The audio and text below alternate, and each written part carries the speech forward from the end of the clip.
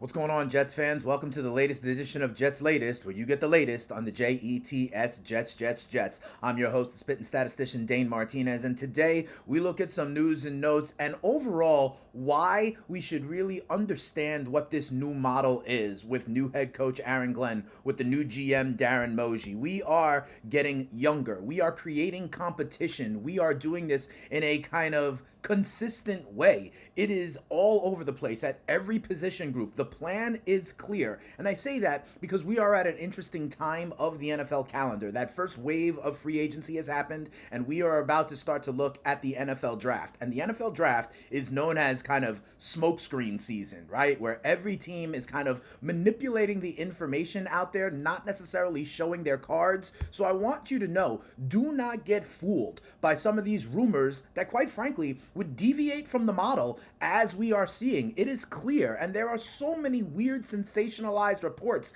out there about the Jets that really I think can be dismissed. Like, no, we are not going to sign Stephon Diggs in free agency. He is not the age we want. He is not the money we want. He is not the fit we want as we build a new culture. No, we are not going to trade up to number 1 overall and draft Cam Ward. We already have our quarterback. It is Justin Fields. We are rallying around him. No, we are not going to draft Jackson Dart at number 7 overall, right? We are focused and we are finding other key starters at positions that we still need to fill. Like I have said, like offensive line, like, maybe tight end, maybe pass catcher. These are our areas of needs. These are the areas we are going to zone in on in the draft. And likewise, there is another sensationalized report out there about Texas quarterback Quinn Ewers. And the question is, are we going to somehow go ahead and draft Quinn Ewers? Are we going to somehow move up or use our second or third round pick on Quinn Ewers? And let me tell you, I sure hope not, okay? It is true. Apparently, they are meeting with Quinn Ewers before the Texas Pro Day. But to me, that is just due diligence. Let me tell you a little bit about Quinn Ewers, okay? He was the number 1 prospect coming out of high school a few years ago, played at Texas, actually started, I believe, at Ohio State, which is interesting, right? The Ohio State connections. Went over to Texas.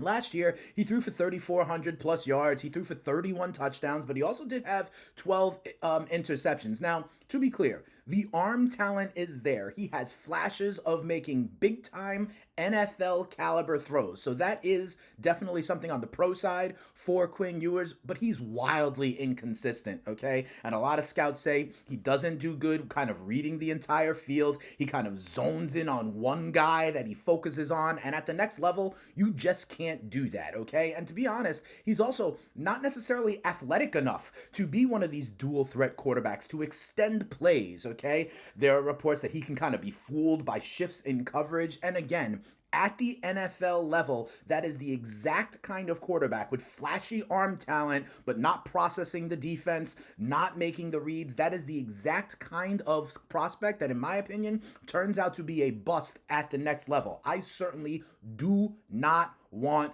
Quinn Ewers as a quarterback for us, especially because it's going to require a second or third round pick. And the way the Jets have built this, the model that I have been talking about, they are going to address pass catcher. They're going to address linemen here. And quite frankly, we already have our developmental quarterback. It's Jordan Travis, who we drafted last year out of Florida State, right? So I don't think that is going to be the key.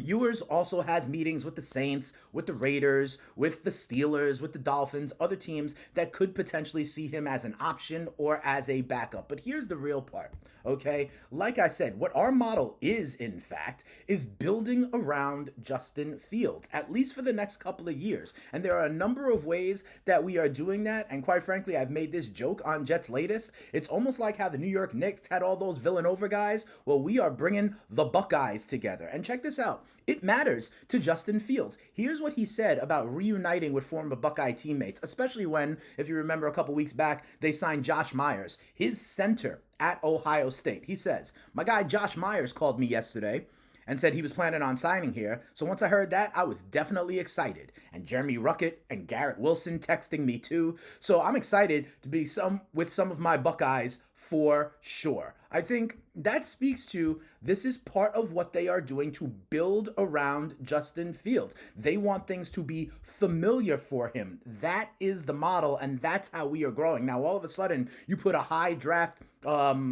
quarterback in that locker room, and there are going to be questions, whether it's Jackson Dart or Quinn Ewers, like, oh, will there be pressure on Fields? I don't think it is any mistake that one of the only players on the Jets that is now 30 years old or older is backup quarterback Tyrod Taylor. That is a mentor. That is not necessarily a threat to push Justin Fields, more of a security blanket for Justin Fields. And that is another reason why I think the Jets are going to go offensive lineman at number 7 overall with Membu or Campbell, and then we are going to get pass catchers so we do not create pressure on Fields. He has his chance to be the man for the New York Jets. And here's another deal that was just made here. Not for the Jets, but for a former Jet. Tight end Tyler Conklin has signed a deal with the Los Angeles Chargers. And, you know, I mentioned Conklin because I thought he might have been a candidate if they don't get Warren, if they don't get one of these other tight ends in the second or third round, guys like, Taylor, guys like Ferguson out of Oregon, that maybe they do bring back a guy like Tyler Conklin as they sprinkle in some veterans, but he signed a 1-year, $3 million deal with the Los Angeles Chargers. Part of the reason I thought he was still an option, because he was only 29 years old, right? But remember, we have a former Jet now, Conklin, signing with the Chargers. We signed a former Charger in Stone Smart to be kind of in that room. Conklin was a nice addition, was a kind of security blanket pass catcher over the last couple of years, had 51 grabs, almost 450 yards, 4 touchdowns last year for the Jets. And kind of fantasy purposes, he finished as tight end 18. So kind of a reliable target. And I would hear from everybody at Jets Latest say thank you to Tyler Conklin. He was a, useful Jet for the times when he was there. But the moral of the story is here, this is smokescreen season in the NFL. There are a ton of teams. Nobody wants to kind of really give clues on where they are going, okay?